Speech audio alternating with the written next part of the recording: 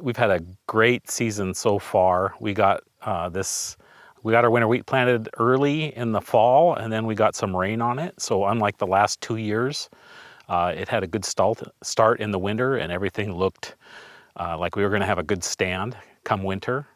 Came out of winter, it looked to me to be a bit orange, and I was a little bit worried about it, but obviously that was not an issue because we had no winter kill. We haven't reseeded anything of our winter wheat, and we're about 2 inches ahead on precipitation so far this year.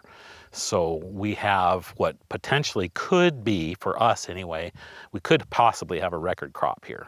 Right at this point for the wheat, we'd want it to start drying out and getting hot. As the heads are filling, if there's some heat, we get more protein up into the wheat.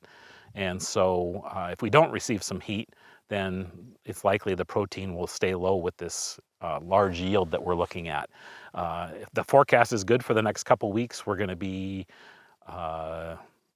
in the 80s or low 90s for the next 10 days with no measurable precipitation in the forecast. So I think there's thunderstorms that are going to be coming through the area off and on, which shouldn't hurt anything so long as we don't have hail. Of course, hail around here is our big thing that we worry about because it can take out the crop in an hour, where you go from 80 bushels down to 1 or 2.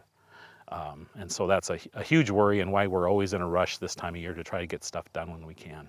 The barley is just starting to head out, so it could actually use a little moisture, but there's plenty of moisture in the ground to have a decent crop. We've got tons of sawfly, and we always do. We also have tons of parasitoids, so it's harder to see them flying, so we always just kind of cross our fingers and hope for the best.